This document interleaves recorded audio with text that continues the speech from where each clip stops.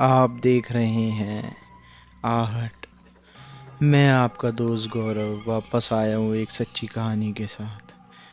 कहानी शुरू करने से पहले आप सभी को मेरी तरफ से दिवाली की हार्दिक शुभकामनाएं। तो चलिए बढ़ते हैं आज की कहानी की ओर। ये घटना एक परिवार के साथ घटित हुई है।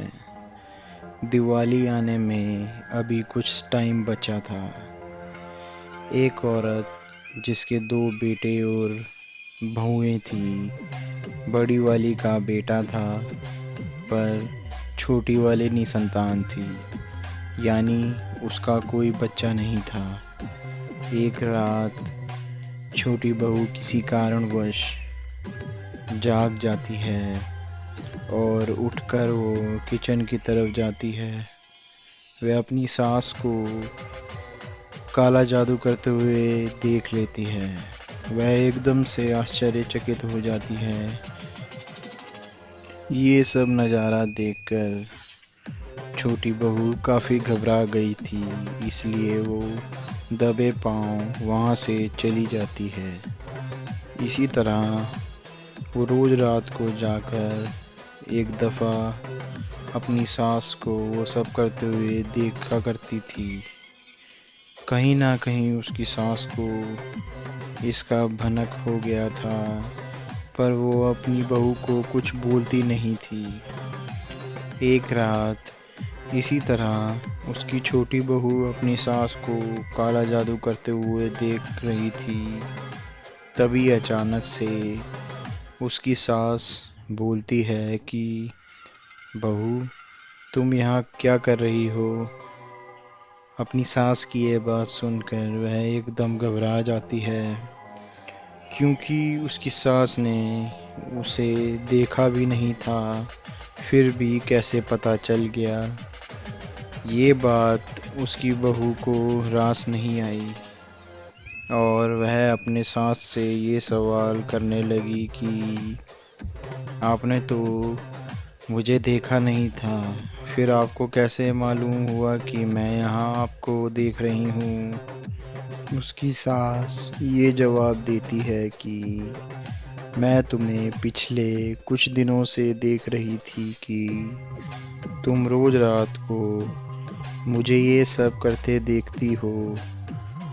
ये बात सुन छोटी बहू काफ़ी डर जाती है और हिम्मत करके सास से पूछती है कि आपकी नज़र तो मुझ पर पड़ी नहीं थी, तो आपको कैसे पता चला कि मैं आपको देख रही हूँ। उसकी सास ने जवाब दिया, वह सुनकर आप ज़रूर डर जाएंगे। उसके जवाब में उसकी सास कहती है कि तुम्हें नहीं पता है कि अभी भी कोई तुम्हारे आसपास भटक रहा है। बहू कहती है, कौन भटक रहा है। फिर यह सुन सास जवाब में ये कहती है कि इस घर में क्या हो रहा है, कौन क्या कर रहा है, हर चीज़ की मुझे खबर रहती है। राज जानना चाहोगी। उसकी बहू उसके पास बैठे बैठे पसीने से पूरी तरह भीग चुकी थी। तभी सास बताती है कि मैं उन काली शक्तियों से अपना काम करवाती हूँ जो किसी भी साधारण व्यक्ति को अपने कब्जे में ले सकती हैं। अभी भी तुम्हारे आसपास वह सब मंडरा रहे हैं, पर तुम उसे देख नहीं महसूस कर सकती हो। कई प्रेत आत्माओं को मैंने अपने कब्जे में किया है और उनसे अपना काम करवाती हूँ। उस दिन के बाद से दोनों सास बहू रात को काला जादू करने लगे और बहू भी काला जादू सीख रही थी। होली के एक दिन पहले, यानी होलिका दहन की रात, वो एक ऐसे काम को अंजाम देने वाली थी दोनों, जिसकी कल्पना भी आप नहीं कर सकते। रात के करीब 2 बजे का टाइम था।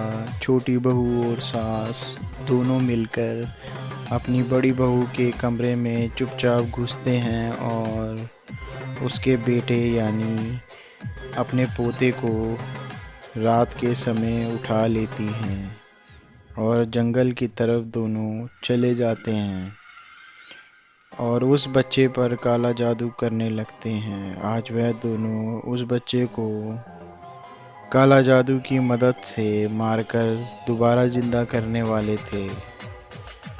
रात भर वह लोग बच्चे पर काला जादू किए और सुबह होने से पहले ही वो लोग बच्चे को जंगल में ही दफना कर घर आ गए। उसके बाद दोनों ने अपने कपड़े पहनकर चुपचाप अपनी जगह पर सो गए।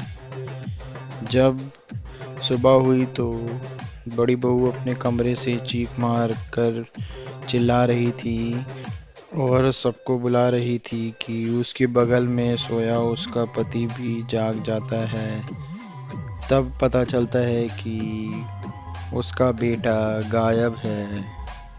आज होली का दिन और इनके परिवार में इतनी बड़ी मुसीबत आ खड़ी हुई। दिन भर बच्चे को खोजा गया पर बच्चा कहीं नहीं मिला। फिर रात हुई, घर के लोग भी सो गए थे पर बड़ी बहू अपने बच्चे के चलते नहीं सो पाई थी। वह जाग रही थी। रात के जब 2 बजे तो सास और छोटी बहू दोबारा जंगल जाते हैं और उस बच्चे को दोबारा कब्र से निकाल देते हैं और फिर काला जादू करने लगते हैं। पड़ोस की एक औरत उन्हें जंगल जाते हुए देख लेती है। वो भी बिना कपड़ों के। जैसे ही सास बहू जंगल में चले जाते हैं वह औरत तुरंत भागकर उनके घर जाती है और दरवाज़ा पीटने लगती है। घर में उसकी बड़ी बहू जाग रही होती है, इसलिए वह तुरंत दरवाज़ा खोलती है और वह औरत उसे सब बात बता देती है कि किस हाल में उसने उसकी सास को देखा था और छोटी बहू को देखा था। यह बात सुनकर वो तुरंत जंगल की तरफ भागती है। उसके साथ वह औरत भी जाती है। वह दोनों जंगल में पहुंचते हैं और अपनी सास को काला जादू करते हुए देख लेती है।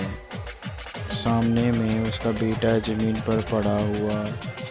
ये सब देखकर वह काफ़ी ज़्यादा घबरा गई थी पर वह सब्र से काम लेती है और इसलिए वह उस औरत को अपने घर में भेज देती है जो उसके साथ थी और वह औरत घर के सभी लोगों को लेकर आ जाती है। सब जंगल में पहुंच जाते हैं। उनका बेटा अपनी माँ को इस हालत में देख लेता है और छोटा बेटा अपनी बीवी को भी देखकर आबूला हो जाता है। थोड़ी ही देर में सभी गांव वाले जंगल में इकट्ठा हो जाते हैं और सास बहू को इस हालत में जादू टोना करते देख निर्णय लेते हैं कि दोनों को वहीं जंगल में जला दिया जाए। घर वाले भी उनके साथ इस बात में सहमत होते हैं और उसके बाद सास और बहू को उसी जंगल में गांव के लोग जलाकर मार देते हैं। ये थी मेरी आज की कहानी। मैं आपका दोस्त गौरव वापस आऊँगा एक और सच्ची कहानी के साथ।